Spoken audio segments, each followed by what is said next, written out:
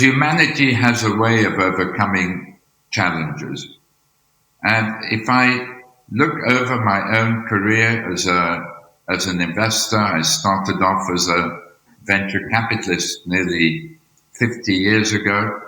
I was privileged to play a role in one revolution, in the tech revolution. And I see a lot of parallels between the tech revolution and the impact revolution. So every few decades or sometimes longer, an investment theme comes along that changes the world. In my case, it was venture capital, but venture capital itself was based on a major change, which at the time I entered the field, right at its very beginning, wasn't obvious to me at all. And that change led to a rotation in all investment portfolios and affected all businesses. The change was the measurement of risk. Risk had always been there for investors and the businesses, but it had never been measured. And at the beginning of the 50s, Moskovitz and other academics at the University of Chicago got the idea that we could measure risk. We could measure it by looking backwards and looking at the volatility of bonds and shares and begin to extrapolate from that their future volatility. Now that may seem in itself a rather abstruse thing to focus on, but look at what it achieved. With the concept of risk measurement came the concept of risk-adjusted returns. You can invest in certain asset classes. They may have less risk, but they have less return. If you invest in venture capital, you may have higher risk, but you will have a higher return. And so it makes sense to include these high-risk categories in your portfolios. And so the concept of risk measurement, or the actual measurement of risk, brought the concept of diversification. And diversification opened the door to the inclusion of venture capital and private equity and hedge funds in portfolios. And venture capital famously funded the tech revolution, which has transformed all of our lives in 3 or 4 decades. It also opened the door to investment in globalization, because investment in emerging markets had appeared to be a very risky endeavor. But when you thought about putting in 5 or 10% of your portfolio in emerging markets and diversifying the risk, then it made sense. And so you could say that risk measurement funded both the tech revolution and globalization. We're at a similar juncture today. I have a sense of déjà vu when I look at the impact revolution that has already started. In the same way that the measurement of risk changed things, the measurement of impact is one of 3 major forces acting to bring the solutions that Molly so eloquently called for. Technology and big data today enable us to measure the impacts created by companies in monetary terms, in dollars or euros or any other currency. The impacts they create through their operations on the environment, through their employment practices, on people, diversity, differences in pay, differences in advancement, and the impact that they create on people and planet through their products, the impacts on health and on well-being and nutrition and so on and so forth. And I want to give you a peep into the future by taking you to the data sets at Harvard Business School prepared by the Impact Weighted Accounts Initiative, which I am privileged to chair. If you go to HBS IWA, you will see 3,000 companies' environmental impact from operations today. To give you a peep into the future, let me say this: 450 of these companies create more damage in a single year than they create in profit.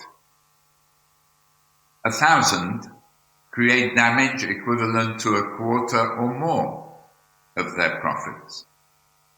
Together, they create $4 trillion worth of damage every single year. And what's very interesting for those of you who are in business or in investment in the audience today, as well as the consumers that purchase your products, the products of your companies and your investment products, and the talent that works for you, is that we can already see in this data a correlation between higher levels of pollution and lower stock market valuations. The $40 trillion of environmental, social, and governance money flowing today, about half of all professionally managed assets, which seeks to achieve impact as well as profit, has already tilted the scales in favor of companies that seek to do good and to do well at the same time. And the reason is, as Molly pointed to it, that there has been a massive change of values through the millennial and Gen Z generations, which, by the way, today are no longer a small fraction of our population. In the United States, they represent 60% of the working population. This generation didn't want to buy the products of companies that create harm and didn't want to work for them. And it didn't want its pension contributions to be invested in them, and it didn't want its parents to invest their money in them either. This massive change of values, together with this ability to measure impact, and together with the leaps of technology through artificial intelligence, machine learning, augmented reality, the genome and computing coming together, are three massive forces that are going to bring about a revolution that is going to change the business models of every business in the same way that the tech revolution did before it. And I've talked of a peep into the future and told you about environmental. But this month we will publish at Harvard another 2,000 companies' employment impact, measuring diversity. How do you measure diversity? Well, big data enables us to compare the demographics inside and outside facilities, to ascribe the missing number of people and their remuneration levels to a company, to view that as the cost to that community, whether it be a gender or an ethnic or other social community. And so we begin to look at companies in different ways. We look at Intel, or we look at Apple. Apple has $7 billion wage bill a year. But when you measure its lack of diversity in the way I've described, there's a minus $2 billion charge for lack of diversity. There's a $700 million charge for unequal advancement, differences in pay for gender and ethnic, and so on and so forth. And when you look at product impact, you may have seen on LinkedIn and on Twitter the figures and the polls that I have been posting, asking people, which of these companies do you think pollutes the most? And of course, nobody has any idea, because we're all influenced by the impressions that companies have created for us. And this is beginning to break out as a major problem today, the problem of greenwashing. And greenwashing can only be wiped away if we measure and compare the impacts of companies. And so my message to you all is there are three massive forces today acting to improve the world.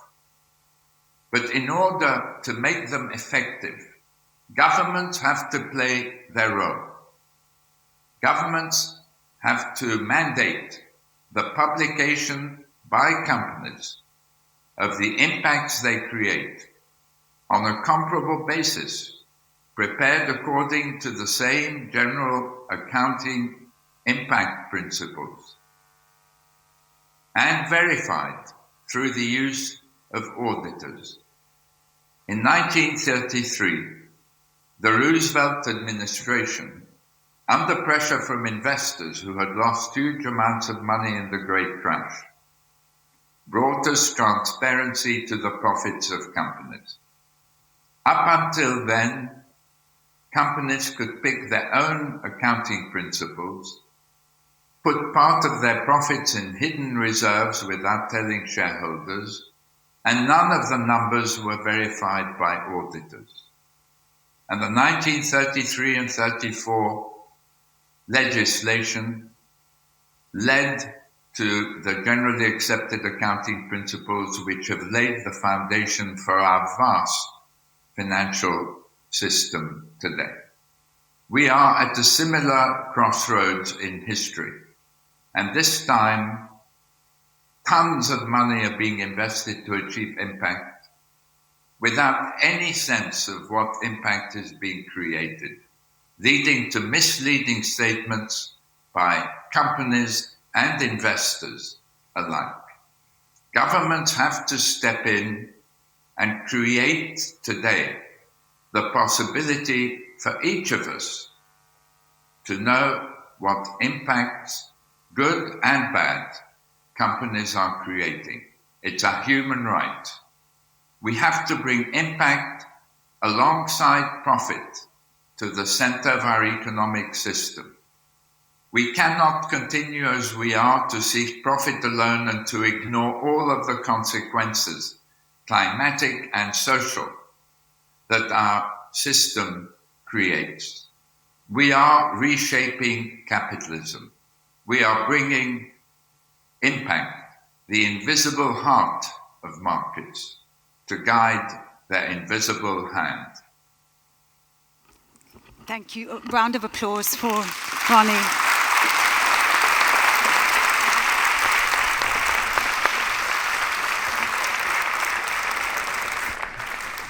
Ronnie, thank you so much. That was really brilliant, and you touch on so many important and critical things that we need to do as businesses, but also as government. I think we've been given a few minutes for some questions, so if I may ask you a couple. At the core of the impact revolution lies, the convergence of measurement and all working out what impact is and how you measure that. When you draw the parallel back to the 20s and the convergence and decision on what profit accounting should look like, it took a while. And so I'm wondering, in terms of where we are now, with the different perceptions of what impact is, it's difficult to measure, but we're starting to be able to do that with big data and so on. Where on the journey do you think we are on being able to converge on an impact measurement framework that everyone can agree on? And secondly, what can we do to spur that along? Thank you. Thank you, Alexandra. Always a pleasure to share the platform with you. I believe we are within 3 and at most 5 years of governments mandating the publication of impact-weighted accounts. And the reason is this. You can already see IOSCO, which brings together the world's regulators, looking at the issue of impact transparency.